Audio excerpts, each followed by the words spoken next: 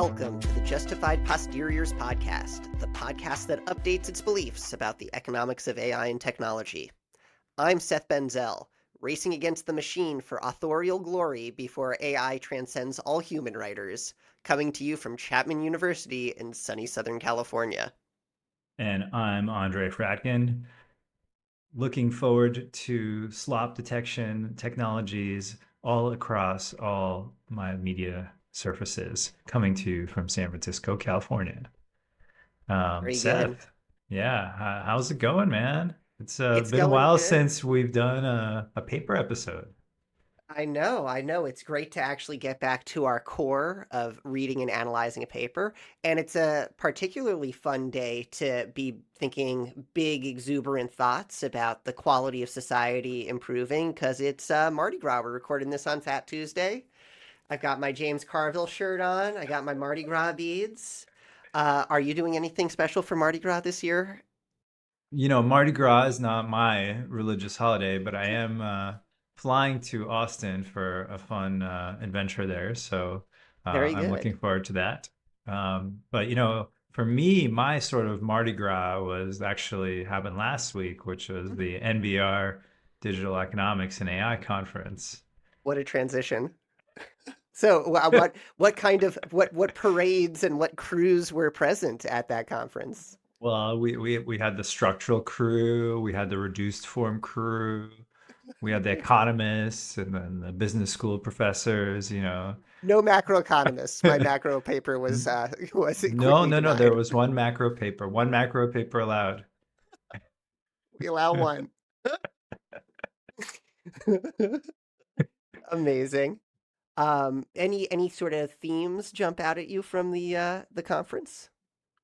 Yeah, I mean, I think half the papers were AI papers, which I think is more than we've had in the past, right? Digital economics really started thinking about, you know, as a group, it was really thinking about the internet and the spread of the internet, and AI has until this point not been the dominant theme in the group, but I think it is obviously becoming so.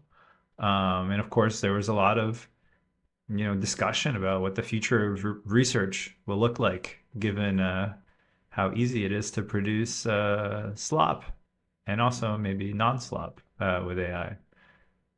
So, speaking of producing slop, today we're going to be discussing a paper that was presented at that conference. Uh, would you maybe tell us the title and the authors of the paper? Sure. So the title is AI and the Quantity and Quality of Creative Products. Have LLMs boosted creation of valuable books?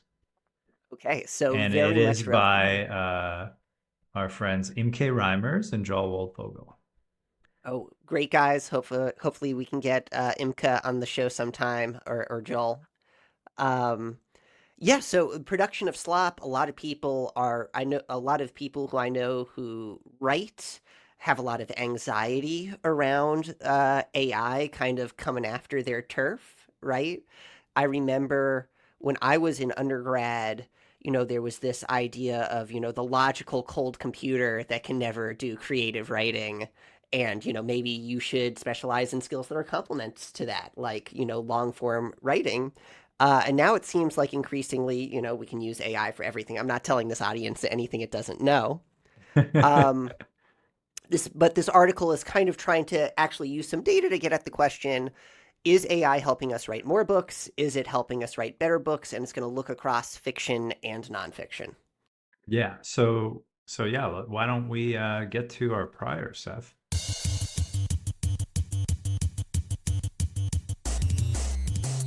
Okay, so yeah, so what are your priors on this subject? So, I mean, it's a straightforward paper, which is why I really like it, but it gives us some sort of deep things to think about, again, around this question of AI making maybe better writing easier, but also making slop easier.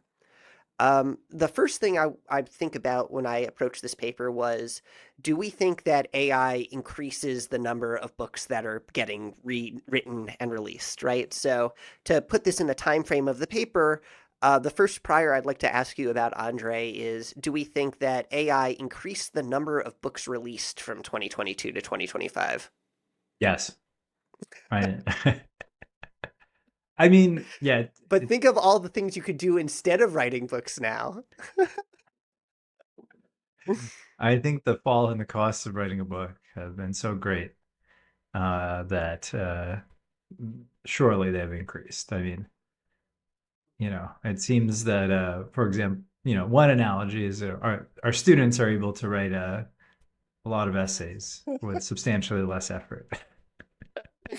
Yeah, the amount of words coming out of my students has increased dramatically, or at least submitted by my students. Yes.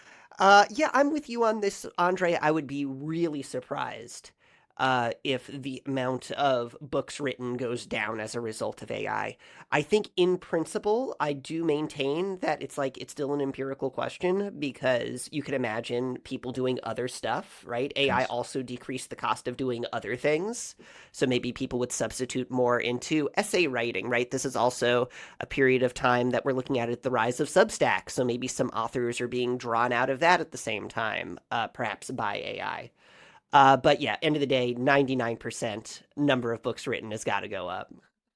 Yeah, and I Uh, and I guess there's like a more subtle question here, which is by how much, where that I'm substantially less sure of.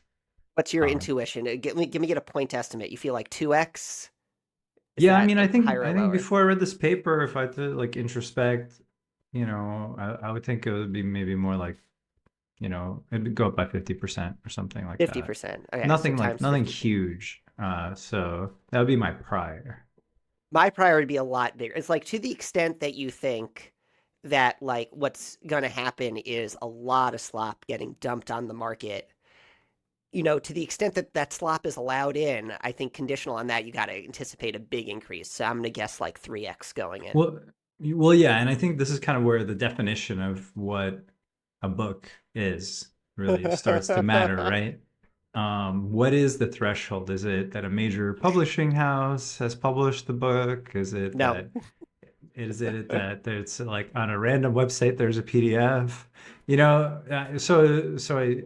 I'm with you that if we use, the looser the definition, the bigger the numbers surely are. Yeah. I mean, in one sense, are you familiar with Borges's Library of Babel, Andre? Are you trying to insult me or is this a joke? Of course, you are familiar. And what that library imagines is this library, which is very, very large, but not infinite, that has every 300-page permutation of English letters, right? So, like, there's a certain sense in which every possible book has already been written, Andre. Just take a deck of playing cards and randomly select one letter at a time. Yeah, yeah. All right. Uh, So, but anyway, the definition that we're going to be working with in this paper is released on Amazon. So, yes, yes. that Um, Library of Babel is ruled out. Okay. Second prior, Andre. So, conditional on this definition being needs to be released on Amazon as at least an ebook. Would you say that AI will increase the average quality of books released or decrease it? Or maybe we'll just phrase it as the positive. What's your percentage chance that the quality of book will increase? yeah, I mean, the average will go down for sure. Average has got Like, to go down. at least with the current AI technologies, it has But to what go about down. free disposal, Andre? No. What do you mean free disposal? That's not the Okay, so average. right. The Okay, average one it's a different question. Is the average one that's read going up? That's a different question than the average fair. book made.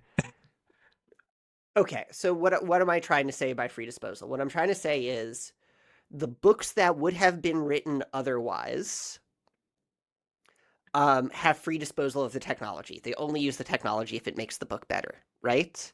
So that is should be a force that should boost the average quality of books. Now, of course, there's going to be the slop influx, but I mean, there are at least two offsetting effects here, right? Yeah, no, I agree that the average could in theory go up, but I think the slop increase is substantial. I mean, one way to think about it is a lot of books, like imagine you're a science fiction author and you've written one semi-popular book. You can now milk that as a part of a series, and unfortunately, we've all experienced this. And then the next books after become sloppier and sloppier, and I wouldn't be surprised if these authors would lean into the slop so that they don't have to write as much for their subsequent books. Right. I guess you're imagining that there's like this quality threshold that you have to reach just to have the self-respect to post it online that AI can help you get above. And then conditional on that, you don't like invest more in quality. You just release this giant lump of books at minimum quality. Yeah, yeah. So I think that was already true before AI. Some people were doing that. Yeah. Do you have any authors in mind, Andre? That you want to throw some smack at? No, no, no. He's too nice. He's too nice. I've got a couple in mind. All Who do right. you have in mind? Ooh, who do I have in mind for people putting out absolute slop as sequels? The Frank Herbert, not him, but his sons, Yes, the yes. additional sequels to the Dune books. I've been told are slop. I've read pages of them, and I've been warned away from reading the rest of them. So I that would be an example of selling out a brand name in terms of books. Yeah, yeah. I mean, I think some of the Brandon Sanderson later series books are not that great, Is but that's I'm not is that Wheel of Time, or is that no. that they have a sword? There's a magic sword. There's always a magic sword There's set. always a magic sword. Okay. So anyway, the prediction is the amount of mediocre magic swords will increase. Okay, and outweigh the increase in quality of good magic swords. All right. So Or we're both Dungeon Crawler Carl dungeon. definitely fell off in like the later books. Oh man, I didn't realize you were an Isekai fan. Izakai? Sorry. Isekai, other world books. Maybe lit RPGs is perhaps the Western term. I see. This one I read recently. I don't think it's a usual read for me, but I did enjoy the first book a lot. Yeah. Right. Well, apparently you've been warned, home audience, to not read Dungeon Crawler Carl Book Two. The crawling continues. Probably or like once it gets to book 3 or 4, that's when it gets really You can do two's fine. too fun. Okay, so I'm tempted to agree with you. I mean, I thought that the increase in slot books would be even larger, so like 3x, which if anything should bring down my prediction about average quality. I guess there's like a question about like readership average quality that would be more ambiguous. But the data that we're going to look at that speaks to this question is going to be at the book level, not at the kind of the weighted book level, at least mostly. And I have to say, if we're just taking all the books at even, I want to be a little optimistic. I want to say there's like a 10% chance that the average quality goes up. Maybe we're making some real gems here. I don't want to put it at 0%. Never put it at 0. But Never, I put it no closer. dogmatic I priors put here. it closer to 1%. 1%. All right. All right. So now let's zoom out a But little bit. but to be clear, this paper doesn't makes the claim about the quality of the top books. It makes claims both about Yes. books by rank, books by percentile, and average over Yeah. everything. So we're going to talk about Yes. all that. Yes. All right. Now I'm gonna give you a thinker because those two were too easy, Andre. Here's a thinker for you. Let's zoom out a little bit. Think about where this is bringing us because I always like to ask you to zoom out a little bit from these papers. Do you think by 2030 that the total social surplus from book reading by humans will be higher or lower because of AI? I specify by humans because of course AIs will benefit a lot from reading books. Yeah. I'd say the general trends, as I understand them, are that people are reading less of fewer books over time and are doing other things more. Certainly physical print book lines are getting shut down. Yeah, there might be a different, yeah, for romance novels, maybe there's a different trend there. But but yeah, generally my base rate prediction is that people are reading less over time, and there's no way that the new books are going to be so good that they overcome that trend, and so the social surplus from reading the books, goes down. And another reason that it goes down is that a lot of the surplus from reading books in the past has also been from nonfiction manuals and textbooks Sure. and the like, and that those are pretty clear substitutes for ChatGPT knowing everything. Um, so yeah, I would say that it will go down on average So give me a percentage on it going up. 25%. 25%. Andre, I have almost the opposite intuition. Let me give you the way I think about it. So let me tell you my demand side considerations, my supply side considerations. On the demand side, I definitely agree that a big hit to the usefulness of books is people talking to LLMs instead of reading, right? Clearly for like technical manuals, that seems to be a giant advantage of LLMs. Certain kinds of history reading you'd prefer to do with an LLM. On the other hand, you know, by 2030, there's unlikely to be a giant effect of people like having more free time or more exploratory time because of automation. Uh, but I think there still is at least an angle here of maybe LLMs is going to unlock our ability to spend more time on deep work and deep learning. And so that's maybe a more optimistic. I'm serious here. This is something Tyler Cowen says is like, I don't care if my job gets automated because I'll just move to the woods and read books, right? You don't think he's representative? I No, empathize with that. absolutely not. Another idea here is that LLMs will be complements to reading, right? They don't necessarily have to be substitutes for reading. I'm finding so right now, somebody has told me that Dostoevsky's Demons explains the thinking of Silicon Valley thought leaders, right? I'm one third of the way in. At this point, it seems to have no connection at all. But Really? so far, but I will say, keeping track of all of these little Russian diminutives and surnames is much easier with an LLM to give you updated character lists for each chapter. So there is LLM as complement here. Have you heard of Spark Notes? Spark Notes, you can't say, give me no spoilers past chapter 3, page 2, right? Mm. Okay, supply side considerations. It's going to be much easier to write books as well as shorter form content. So writing will get easier of many different kinds, as well as other kinds of media consumption. But again, with free disposal, it makes it easier to gather data and ideas for good books. And again, in like some sort of deep sense, I think good books are kind of a complement to everything else in the economy. So if we're making a welfare claim, you know, as long as it's slightly complement, he doesn't have, he gross substitutes with everything else and total welfare from books going up. In the long run, I think in the very long run, I think the social surplus from all kinds of media is going to go up. And in kind of in the medium term, when I think about reading a book, you're not just reading a list of facts. It's a collection of what was meaningful for the writer. And so if AI makes context and knowledge more valuable, I see a role for books in the 5-10 year time horizon. I'll say 75% chance social value from books goes up by 2030 because of AI. I mean, to be clear, you said 2030, which Yeah. is below the range of 5 to 10.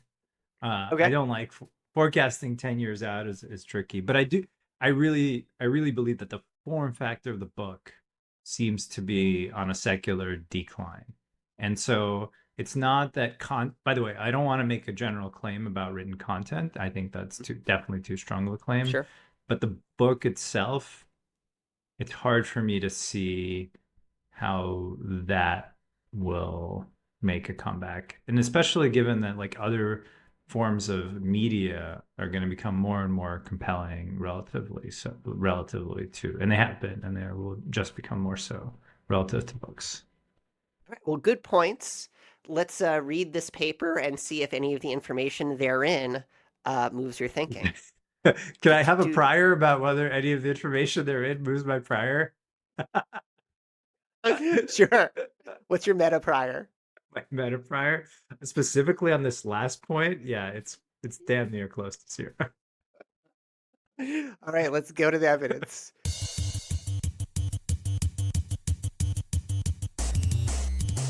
So, um, this paper actually starts off with some interesting sort of little background information that I thought I'd like to run by you Hmm. that I found illuminating.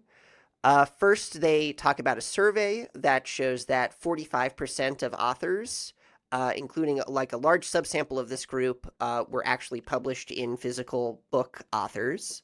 45% of them reported using AI in 2025.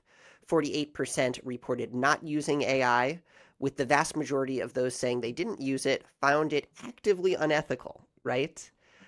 So it seems like there's a real holdout group here. Do you want to take, before we kind of get into what this paper is about, I found that was a striking result. Do you think this is just sour grapes? Do you think this is collective action? I think some people have taken ideological position. I don't think it's all sour grapes. I do think like it's still an, you know, as for an artistic endeavor, for a creative endeavor, is a very valid thing not to use AI, right? I I mean,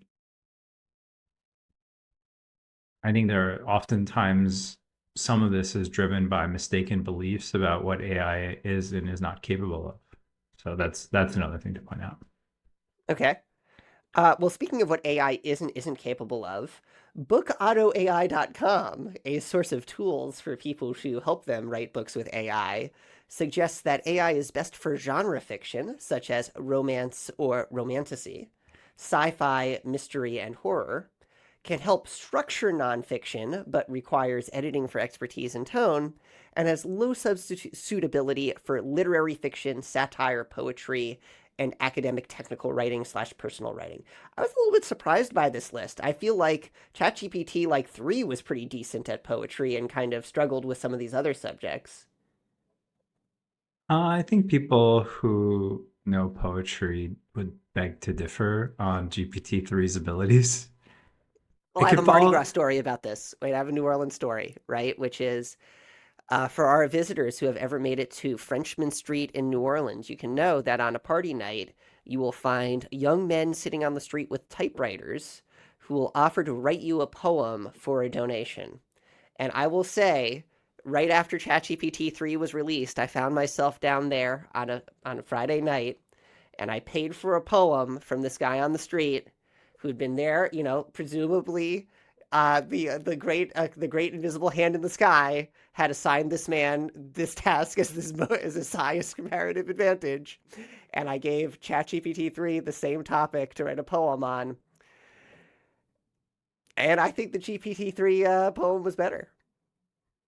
Yeah, I mean, I do think that poetry is uh is a genre of maxes, not averages, if that makes Fair sense. enough. If And anything, yeah, all great writing is, yeah. yeah, all great writing is, but I think maybe even poetry at the top of it. And in particular, and also, I'm certainly not a poet, or I wouldn't even claim to be like a big fan of poetry. But my understanding is that po- modern poetry is very much in conversation with other modern poetry in a way that normies would not understand.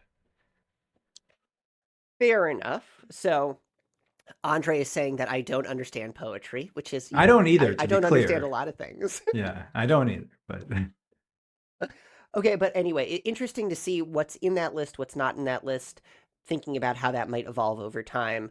Certainly, we would think that literary fiction, if we think that's like the highest brow, you might think that that's the highest bar to clear.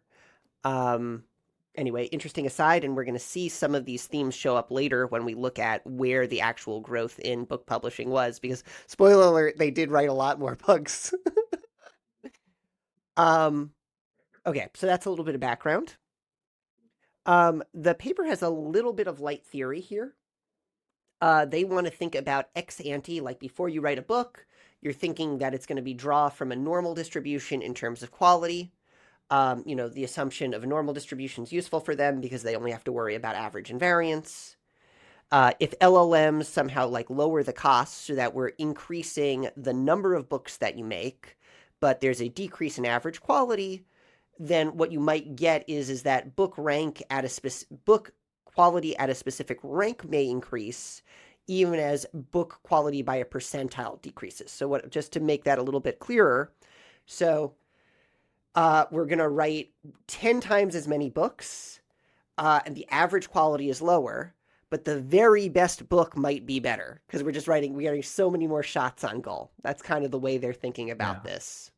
And this very much Um, relates to Joel and Louis Aguiar's classic paper about music and ex ante predictability. So that the idea here is that digitization made it a lot easier to create new music, and as a result, even though the average new music, average music by entrance, by so people who wouldn't have otherwise been artists or been supported by a record label is worse, actually what you care about is the max. And a lot of these people who you wouldn't have thought ex ante would have produced great music end up producing hits.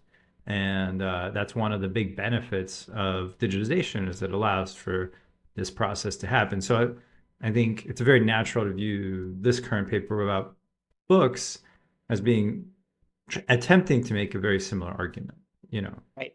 Yeah.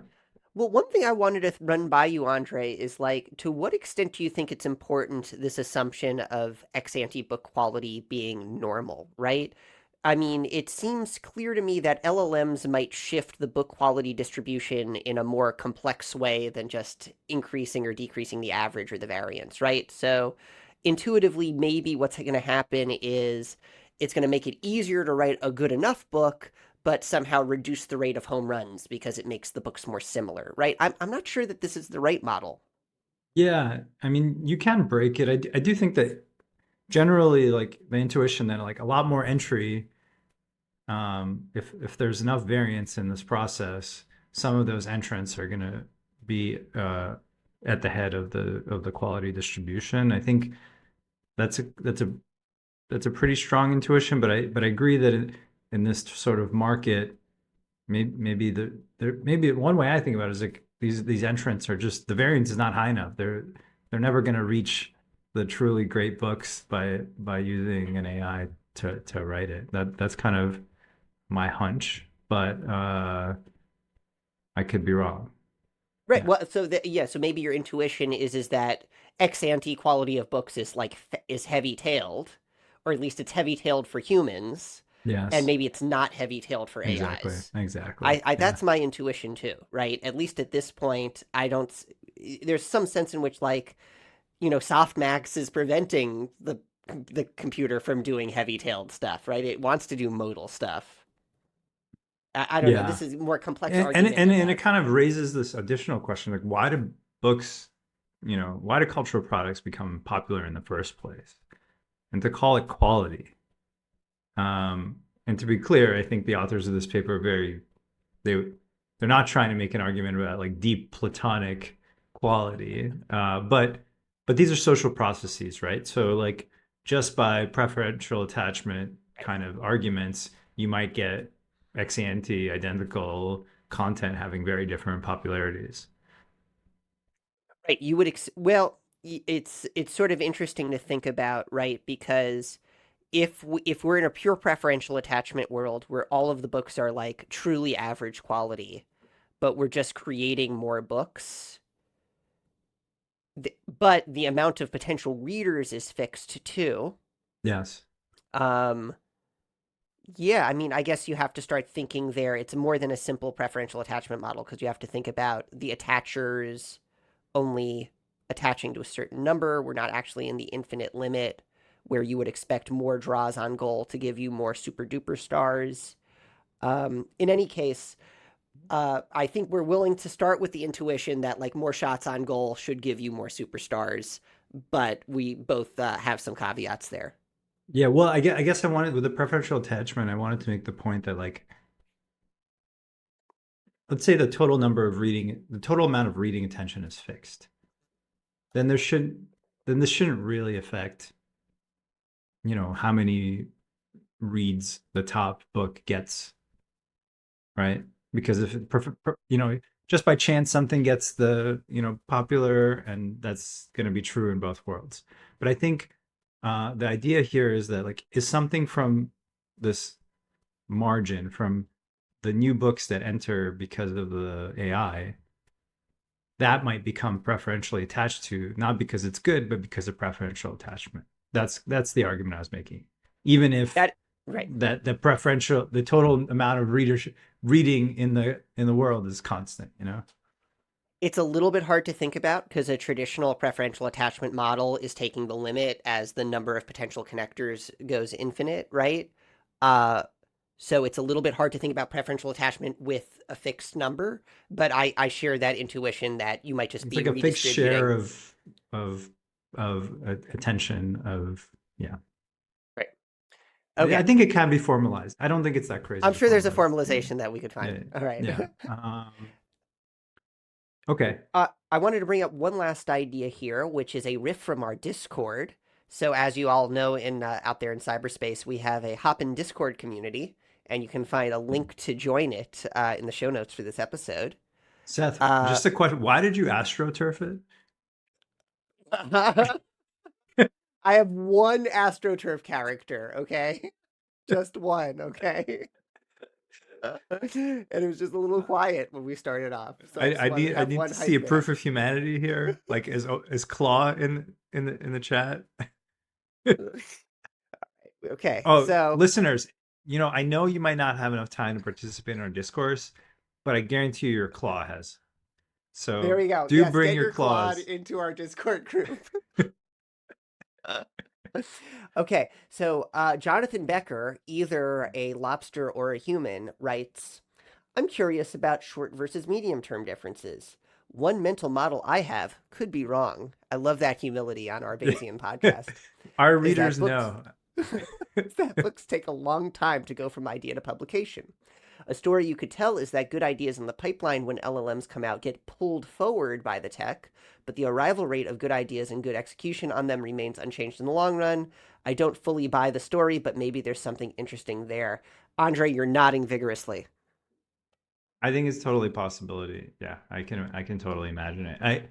I think there's an interesting aspect there where a lot of publication dates for like prestige publishers are set ex ante, and maybe I guess there could be overruns anyway. So I still think this argument holds, but uh, yeah, it's certainly a possibility that the number of just pulling forward the publication. The authors don't try to address this point. Okay. So now let's continue on to what do they actually do in the paper? So they're looking at Amazon. Andre, do you want to kind of lead us through the data they collected? Yeah, look, one thing I should, of course, disclose: my current employer, Amazon Incorporated. I do not speak on their behalf. I do not actually know how the books product works. I've never looked at the data, so I have no information But he has about been it on that you were. Bezos's yacht. God, no, I haven't. I don't want this in misinformation circulating. Or he has not Um, been on Bezos's yacht. um, Look, so this data is not like super easy to get. So they use some scraping tricks essentially to get a count of the number of books that are available for different categories and overall, and their publication dates by using some filters. And so they get aggregate monthly time series of numbers of new works published across 30 categories. And then they also have a random sample of books for all categories and months, for which they do a bunch of analysis as well. Right, so they get author, date of release, and total and average ratings for 10.3 million randomly selected books between 2020 and 2025. And then they have a comprehensive coverage of 480,000 books from 2008 to 2025 of 8 specific categories, as well as some additional information that they grab at each 100-point rank. Yeah. So one limitation of the data they're collecting, Andre, and I don't know, maybe you can hook them up, given that you're the man on the inside, is they get total number of ratings and they get average rating. They don't get the distribution of ratings, and they don't get number of people buying the book. Yeah. So So they're gonna have to guess that. So it's a very common thing in papers about Amazon to guess the number of purchases by making an assumption on the sales rank and its relation to um, the actual purchases. And also, oftentimes, the number of reviews is used as a proxy for the number of purchases. Of course, this embeds an assumption that the review rate is constant over time and across works per purchase. You can imagine why that may or may not be a good assumption. Yeah, Yeah, so what but that's exactly what they do here, Andre, is they buy from Bookstat, which is a independent group that puts together comprehensive data on like kind of published physical books as well as ebooks, where they have actual total number of sales. And then they have from Amazon, they've got the number of ratings for each of those books. So basically, they're going to go from number of ratings to number of sales. So they've got a regression model there. It's not amazing, but until Jeff Bezos decides to reveal sales of all products, that's the best we can do. yeah, so I mean, they look. These are all pretty standard things in the literature that are used. Yeah, I don't have like too many issues specifically there. Okay. Um, Finally, this is a little bit of a detail, but remember, they're only measuring the amount of ratings at like 1 month at a time. So they have to kind of make everybody even by saying something like, we're going to adjust the number of ratings you have by dates since release, right? So we're always comparing apples to apples. They assume a kind of a growth rate in ratings. Okay, so that's the data collection. Let's get to the results. Yeah, Um, First big result, Andre, did they make more books? Did people write more yeah, books? yeah. People wrote a lot more books. How many more books did they write? Um, I'm We've just got pulling up. figure three, which is quite striking. Maybe I'll put figure three up on the board. Yeah, so it's about a 3x. Out of 3x by the end of the period, Yeah, the overall yeah, sales of books. Yeah. and it varies a lot by category. You can see a lot more self-help and travel and sports, and not as much new education and technology, education and teaching. Not a lot more parenting. See, this is why society, is screwed up. Secular trends. Yeah, you have Secular you have trends. you have AI that allows you to write more of this useful stuff, and then you just write, you know, travel Apple books. self help, Yeah, sports and outdoors. Uh, yeah. Um, any surprises here in this list of what literary we did say literature would see the least effect. So literature is only 1.3x. So that prediction was kind of correct. Um, for those of you at home thinking about writing a business and economics book, Business and Money was only 1.6x, so perhaps not completely saturated. Uh, Maybe a little bit surprising that law is only 2x, but romance 3x, yeah. teen and young adult 3.5x. So I'll just say one thing here. If we're being really nitpicky, some of this increase seems to be happening before 2023. And I think it's worth, noting that there are trends in the industry for more self-published work, right? And so some of that's going on. And then I think like some of the action, certainly past uh 2024 is, completely, stratospheric, right? Like it's hard to imagine it's anything other than AI. Right. I mean, the trend. I mean, it's just such an explosion Yes, that yeah, this yeah, is kind of has to exactly. be AI, right? Yeah, it's kind of like, yeah, there's no other explanation This at isn't all. COVID, dude. Yeah, yeah, yeah, yeah, exactly. Um, Is it the interest? Is it interest rates going up? no, no, no, this is not interest rates going up. They bring As up as we everything we know, brought up all from canaries to authors, coal mine. have a little widget on their computer as they're writing that shows the interest It's rate, like interest the rates are going up, the, better finish writing wait, faster. the long run real interest rate, right? Exactly. The long run real interest rates going up, better finish writing faster. Yeah. Okay. Um, So that's the first big result is that we see an increase in the number of books that are on Amazon of all these different times goes up dramatically. Next, I guess the next result that they think about is average quality across all books as measured by these ratings. Then average quality adjusting for percentile. So, like first percentile, 10th percentile, 20th percentile. And then finally, book quality conditional on rank position. So 100th best book, 200th best book, etc. Right? Um, Pretty striking results here too. I will put those up and maybe you can talk us through them. yeah. So what do you see here, Andre? Yeah, so we see a fall in the uh, average number of book ratings after 2023. Um, Interestingly, some of their initial trend starts increasing beforehand, as I was pointing out, but we don't see a commensurate decrease in ratings there. You know, what else is here?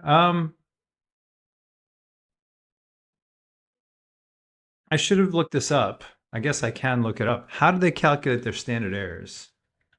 Good Uh, question. I should also say this is, I'm sorry, I might have misspoke. This is uh, number of ratings, not the average rating. Let's yeah, it's actually, this not is the a very average rating. important Yeah. point. This is a So the standard number of errors, ratings. yeah, the standard errors are clustered on a category by release month. Um, so, I think that that so I'm heartened that it's by category at least because uh, there could be category specific preference shocks, like more demand for Heteroskedasticity. yeah, Our second yeah, favorite word on this podcast after yes. eigenvalue. Yes, I know the readers thought we'd forgotten about clustering our standard errors, but rest assured, we still got it. The list, yeah, yeah. Anyway, um, so whether to cluster by month or not, then I'm a little bit less certain here uh, about. But I can see an argument for it. Right. Um, I mean, seasonality even because we don't have that long a panel. yeah, well, more I was like if there are like shocks to overall ratings to a category at a given point in time, that might affect um, all books of that category in a way that's not specific to a specific release month. But yeah, Okay.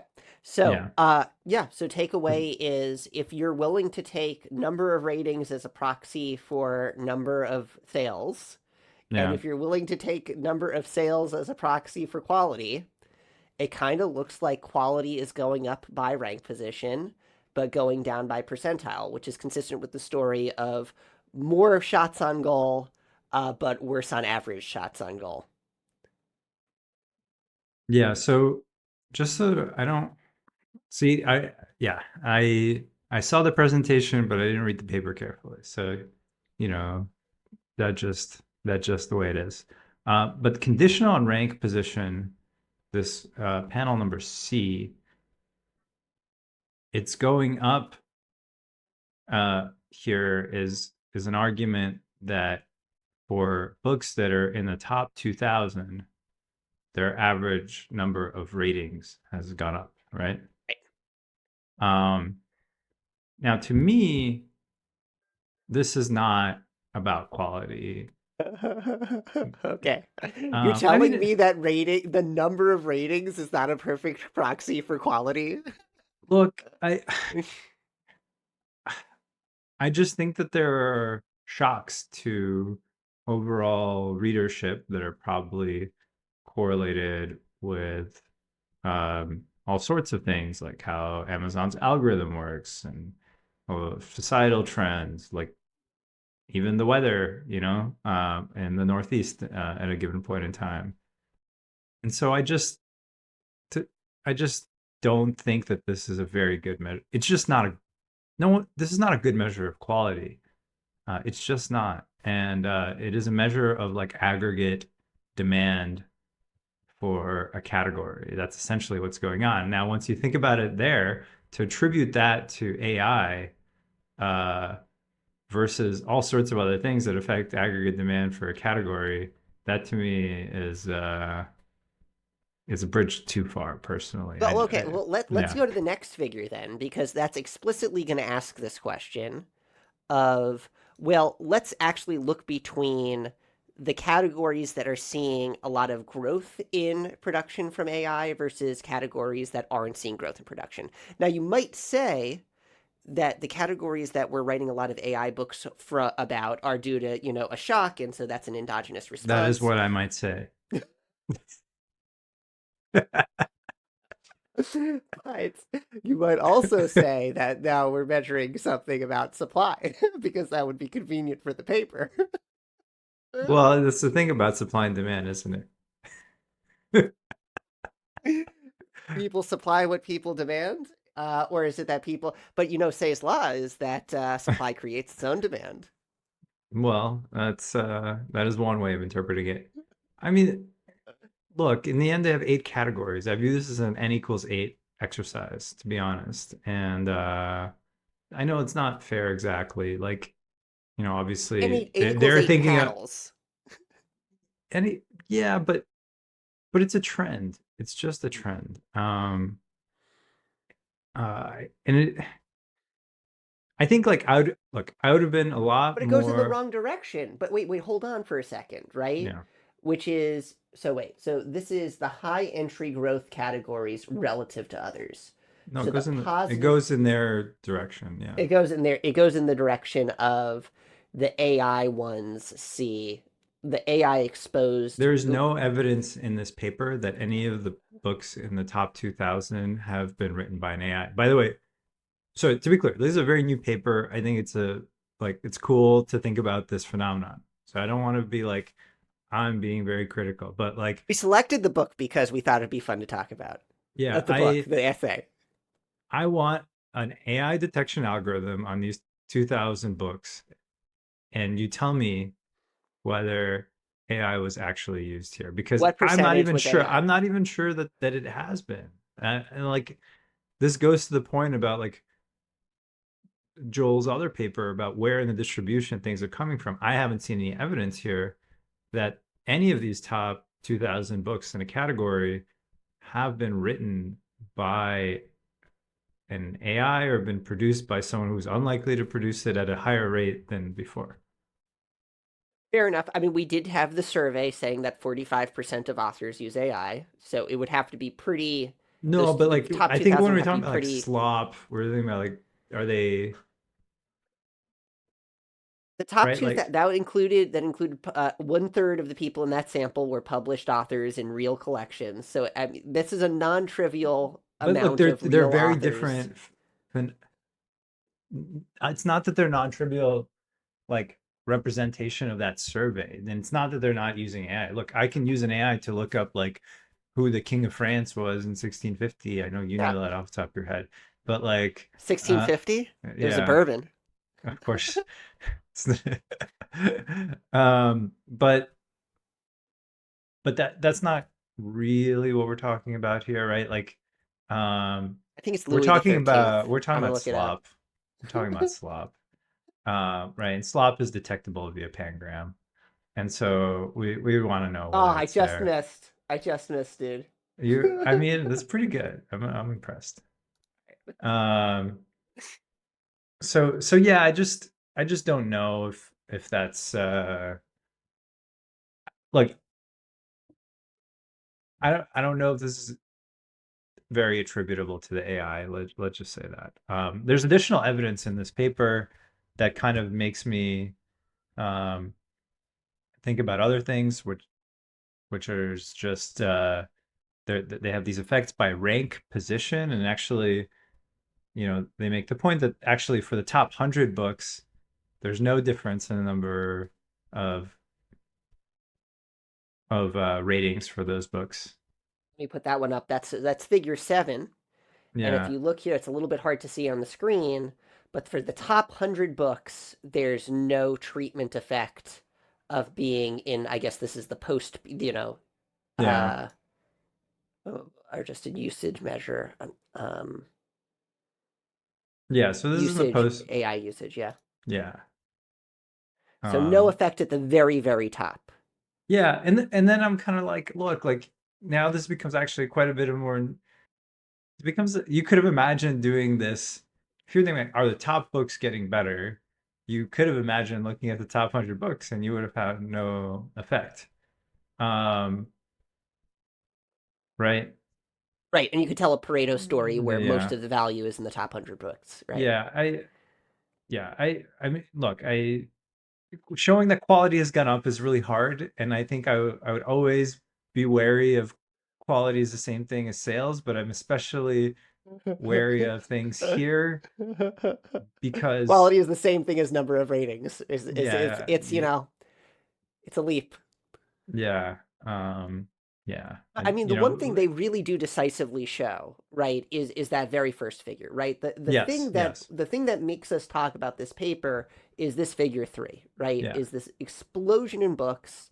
This has to be AI, and it really is heterogeneous by category. And I don't think this is all demand response, right? At least some of No, this no, no, is no. I don't think it's all demand response. I right. absolutely don't. But it doesn't need to be a lot of demand response to hit an effect on ratings. Now, the other thing I want to mention about ratings, since this is a hobby horse of mine, is that the technology by which ratings are solicited is constantly changing. And so the ratings per sale is not a constant. And I've looked at tons of data sets for platforms where this thing is moving around, and it doesn't need to move around by a lot to have an apparent change in the ratings not translate to an apparent change in the sales. Um, so, so I just wanted to mention that. Important point is when your main outcome measure is not directly connected to the thing you care about. Okay. Yes. So, I guess then there is a little bit of a welfare exercise at the end where they, plug this into kind of a model of aggregate demand. It's kind of got even more assumptions in it. Is there anything you want to say about that before we start moving into posteriors? It's a little heroic, but they admit it's Yeah, heroic. not particularly. I think, yeah, let's go posteriors mode. Okay. Um, okay, so let's start moving into our posteriors.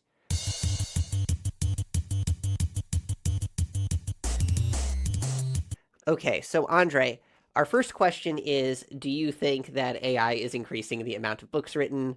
You Yeah. are at near 100%. Does this move your prior to 100%? Yeah, yeah, 100%. Or If we're whatever. talking about Amazon, I mean, 99.999, whatever. Yeah. yeah, I mean, this seems like they have a pretty comprehensive survey of Amazon. It seems like we've documented that Amazon books have gone up. I don't see how you could doubt it at this point. So we're convinced of that, Imke. We're convinced of that, Joel. Thank you. Oh yeah, I did want to make a point about this. So I think Nicholas Decker recently wrote a Substack about how economists should be more like journalists in the Mm. modern era. I liked that essay. That was good. Yeah. And I think this is a great example of that. Like in some sense, I'm sure if you talk to someone in the industry, like some industry insider, they would have a sense that actually the number of books is going up. But kind of it wasn't like a widely known fact. And um just what and we didn't really know much about the phenomenon at all. And then Imke and Joel noticed this phenomenon and just put out this really nice data set and some of these really nice plots. And now everyone's really aware of this. It's a great example of economists being journalists, in my opinion. so yeah, so I think, a lot of praise here. Imke and Joel, you're on the right track. Now, if you just plugged these books into an AI detection algorithm, Andre would be even more excited. All right. The second thing and I guess what I wanted to point out, one other result that we didn't talk about, which is that the increase in book writing is both new and returning authors. So, I mean, there's no kind of distinguishing here between like the very, very top returning authors. I think they probably have that in the data. But it is the case that returning authors are writing more books, Yes, that's right. even though a lot of the additional books are from these authors that write a lot of books. Yes. Okay. All right. The second prior we thought about were, has AI increased the average quality of books released from 2022 to 2025? Both of us were thinking that we're just going to get a lot more slop that's going to outweigh everything. Where are you? Where are you after reading this? Yeah, I mean, I think it's consistent with, you know, that what we said. But yeah, am I moved very much by it? Not particularly, because I don't I think think you should this is. move because you thought that the amount of books would increase only 50%. And if you No, think no, all no, of them are no, no. I I'm moved. Sorry, I moved on the number. I've definitely moved, but I'm I thought talking you no, were but asking me about the I'm average explaining to rate, you why you should move on the second one. whether the average rating fell. I understand your point that with more slot books, the average rating should fall more. I understand that point. Um, Average quality, true quality. sorry, That's now yeah, we the get to average true be quality. Yeah, yeah, the Aristotelian. average true. I guess you're right. The average true quality should fall more if there's more slop. Certainly true. So I guess I have to update a bit on that, but I'm not updating very much on the ratings, even though they are directionally consistent with what with the fall in quality. Yeah, so I came in to this essay thinking maybe there was a 10% chance that average quality would increase. But, whether or not, I am convinced, I don't know if convinced, but it's a data point that the number of ratings has gone down for the average book. That plus just the absolute explosion in the number of books, including categories that I think are mid, such as self-help and travel. How dare you, Um, Seth? it's hard to write a good This self-help book. podcast wouldn't exist without self-help books. Oh damn. Oh shit. Oh shiz. Oh shiz. Okay, well, they're just high variance, let's say. They're Yes, yes, heavy-tailed. yes, they are. I'm gonna go down from 10% chance that the average quality of books went up to 5% chance that they went up. So, uh, that's again, I still have just because this evidence doesn't speak decisively to the quality of these books. So I'm not gonna go all the way to zero. Yeah, fair enough. Okay. Final and most intriguing question. I want to spend a minute here. By 2030, will total social surplus from reading books be higher or lower because of AI? I kind of gave you like a 5 to 10 year answer rather than a 2030 answer. But I think that's where I was going. Tell me, where are you? Did this move you at all? Your prior was that you would be unmoved. I'm unmoved. Yeah, I just don't think this tells it. Like I'd much more buy quality. Well, there once again, my main reasoning for my prior here was a secular trend and a decline in readership of books over time. Um, and I guess want to see a reversal in that if I were to be convinced. But we're seeing, I mean, again, there's the connection between ratings and sales issue, but we I are seeing Yeah, ratings. Yeah. I Yeah. understand the number of ratings going up, but like it's not. This is not how you make that argument. I look at like time use surveys, reading. Like I'd look at things like that. Which my understanding is that still go like I think like all measures of like book consumption versus other media are going down over There time. wasn't an American, so I was just looking at the American Time Use Survey data, and until recently, there wasn't actually a reading for pleasure line. It only recently Really? introduced it. Yeah, yeah. What It was TV. It's Americans watch 2 hours of TV. That's what they yeah, do. yeah, yeah, that's crazy.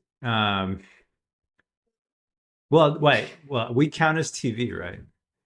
Yes, yes, streaming online. If you're watching this on YouTube, this is TV. So be like an average American and watch us on YouTube. But Uh, I guess what I would have said is like if you were thinking like, is the quality going up? I would love a textual I mean, I'm beating this again. Is like I would right. like something about what's actually in the book as part of the analysis. You would need a budget for this, but it's not inconceivable, right? You It's could buy a totally couple doable. thousand, you could buy a Yes. couple thousand books, spend on the amount of tokens to read them and make a couple of different quality, or you could grade your reading level, readability, grammar, and of course AI detection. You could do a couple of different metrics. That would be a really spicy paper that this is just a first step towards. Yes. Yes. Where am I? I told you 75% chance that. Oh, wait, are you going to give a number? So you were at 25% chance that social value from books goes up. You're unmoved. 25. 25. Um, I was at 75% because was more optimistic about the long-term trends of AI rewarding deep reading and deep knowledge, and also just this general complementarity argument, right? Which is that uh, as society becomes more valuable, everything is more complementary to everything else, and there you go. As long as they're not perfect substitutes, everything else getting better is a gross complement to, or it's not a perfect substitute, I should say, for reading. Um, does this move me? I guess I am slightly reassured to see that the number of ratings is going up. That's not zero.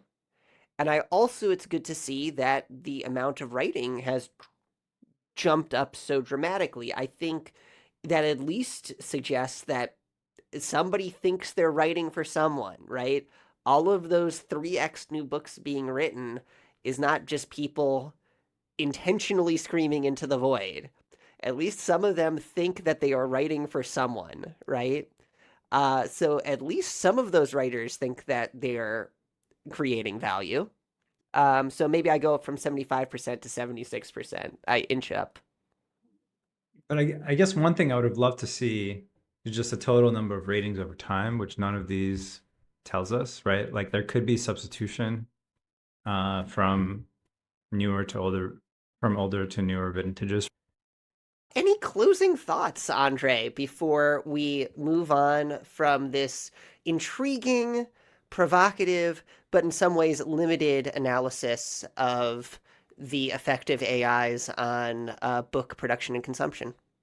Look, I mean, I think this is getting at something that's very profound that's changing in our society, which is we have no idea if the person who claims to have written something has had the thoughts required to write it, let alone has actually typed those words in that specific order when they release it. And we don't know as a society how to even think about it. Like, just because Well, an we have AI, Borges. Well, we have Borges. yeah, Borges has been thinking about this. Borges has been, but not in quite the way we would think about it. But yeah, I mean, uh, of course, there's inside a lot of questions about like assigning credit, but even as you know, credible, even as potentially reading or how much should we be updating from a piece of text? Should we weigh whether it's obviously written by an AI? Like if we had an AI classifier and we knew it was written by an AI, should we downweight the quality of the argument? Should we treat it as equal? What about should we think that the person is less of an expert? They're just, you know, using the AI as a crutch. What if you just reordered whatever the AI gave you and then put that out there? I do think a lot of our intuitions about like value of content and especially writing, but not only writing, um, are going to have to be rethought. So I think this is very interesting. Thoughts? I want to say one last thing there, which is I do hope that people understand that collage is art. Collage has value, right? Even if you're only copying and pasting from different sources, and of course AI can also create collages. I do think there is an authorial voice in that and an art in that. I'm reminded of the Barnes Museum in Philadelphia, which is a fantastic collection by a man who invented a kind of eye drop that prevents blindness in babies. And he used the fortune to go out to Europe and collect all these amazing impressionist and post-impressionist and other works of art. And the most striking thing about the collection is not that he did such a good job, choosing winners, because there's a mix of winners and losers. But unlike the Philadelphia Art Museum right next door, where it's like, here's the Matisse section and here's the Monet section, right? And it's organized kind of chronologically. What you get is this one guy's vision of like a Matisse next to a Durer print, next to a rusty key. And it creates a completely unique new effect, right? And I don't think that there's anything necessarily dehumanizing about the idea that humans will move up the value chain and maybe not be writing every individual word, but will find the value in composing and the juxtaposition of words. Yeah, I mean, I do think there's something dehumanizing, right? Because um, like, and maybe this is how much we weigh like the interpersonal conversational aspect of things. I mean, let's say I put my name on a work where I didn't come up with the words, and when we're having a conversation, you might find me not as articulate or um, poetic as my writing implies, and I do think that right now we have that intuition that those are very strongly tied to each other, maybe incorrectly, yeah. But Right, is right. It's writing as a window into the soul of the yes, author, right? yes, And for certain kinds of reading, maybe that isn't important, but for certain kind of reading, it is. And yeah, I mean, I think Tyler Cowen talked about this. Is like, do you really want to read the hundredth automatically generated biography about an imaginary person? No, some of the value of the autobiography is in that it was a real person, right? So yes, in some form of writing, collage doesn't get you there. yeah, yeah. All right. Well, this has been a fascinating conversation as always. Keep your posteriors justified, and And sign up for our Discord, which you'll find in the yes, show notes.